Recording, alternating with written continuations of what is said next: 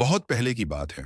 आज से बहुत समय पहले तेनालीराम एक गांव में रहते थे जो तेनाली के पास था और राजधानी विजयनगर से दूर था। तेनालीराम हमेशा राजा कृष्णदेव राय के दरबार का हिस्सा बनने का सपना देखते थे। एक दिन जब तथाचार्य, जो राजा के गुरु और मुख्य पुरोहित थे, पास के मंदिर में आए, तो तेनालीराम तुरंत ही उनसे मिलने चले गए। मिलते ही तेनालीराम ने कहा, हे महोदय, मैं राजा कृष्णदेव राय के दरबार के आदरणीय गुरु जी को प्रणाम करता हूँ। तथाचार्य ने पूछा, अरे बेटे, क्या चाहिए तुम्हें? तेनालीराम ने कहा, गुरुदेव, मेरा बचपन का सपना है कि मैं राजा कृष्णदेव राय के दरबार का हिस्सा बनूं, विजयनगर में। तथाचार्य मन ही मन गुस्से में सोचने लगे, यह घमंडी मूर्ख कैसे हिमाकत करता है। लेकिन उन्होंने सिर्फ कहा, तुम तो विद्वान लगते हो, तुम्हारा नाम क्या है? मैं हूं तेनाली का राम, राम ने जवाब दिया। ठीक है, जब तुम विजयनगर में आओ तो मुझसे मिलना, तथाचार्य ने कहते हुए जाने लगे। कुछ दिनों बाद तेनालीराम अपनी पत्नी और मां के साथ राजधानी के लिए रवाना हो गए। कई हफ्ते बाद तेनालीराम तथाचार्य के घर पहुंचे। बाहर खड़े सैनिक ने रोका, रुको, तुम कौन हो? मैं तेनाली का राम हूं, तथाचार्य ने मुझे मिलने को कहा है। सैनिक अंदर जाकर उनका नाम पूछा।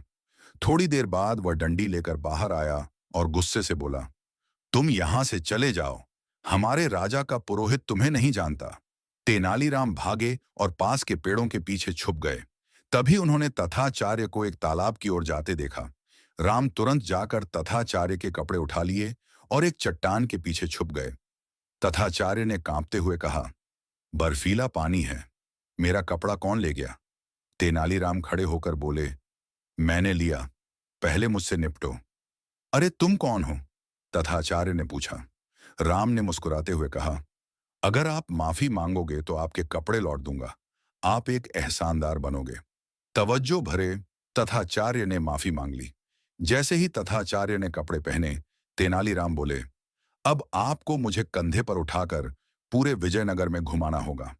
चूंकि तथाचार्य नाराज थे, फिर भी उन्होंने राम को अपने कंधे पर उठा लिया। वे धीरे धीरे राजा के महल के पास से गुजर रहे थे कि राजा कृष्णदेव राय ने उन्हें देखा। गुस्से में उन्होंने पूछा, क्या? तथाचार्य किसे उठाकर ले जा रहे हैं? उन्होंने तुरंत सैनिकों को तथाचार्य को वापस लाने और उस व्यक्ति को सज्जा देने को कहा। इसी बीच तेनालीराम नीचे उतरकर तथाचार्य के पांव छूने लगे। मुझे माफ कर दीजिए महाराज, मैं आपकी महानता समझ गया हूं, मैं अब आपको अपने कंधों पर उठाकर चलूंगा, राम ने कहा।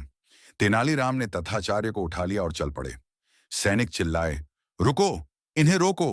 जब वे पहुंचे, सैनिकों ने तथाचार्य को डंडों से पीटा। ओंड ओंड ओंड, तथाचार्य चिल्लाए, जबकि तेनालीराम हंस रहे थे। वे नए सैनिक थे, उन्हें तथाचार्य का पता नहीं था। जब राजा कृष्णदेव राय उनसे मिले तो उन्होंने गुस्से में पूछा, यह कौन है? मैं तेनाली का राम हूं महोदय, राम ने जवाब दिया। राम ने पूरी घटना विस्तार से बताई। राजा ने मुस्कुराते हुए कहा, यह लड़का बुद्धिमान भी है और सच्चा भी, वह मेरे दरबार के लिए एक उपहार होगा। और इस तरह तेनालीराम राजा कृष्णदेव राय के दरबार का हिस्सा बन गए। कहानी की शिक्षा, सच्चाई और बुद्धिमानी का कोई मुकाबला नहीं। जो अपने विचारों पर दृढ़ रहता है और ईमानदारी से काम करता है, उसका सम्मान हमेशा मिलता है। धोखा या झूठ की तुलना में सरल और चतुर संवाद अधिक प्रभावी होता है। यही तेनालीराम की यह कहानी सिखाती है।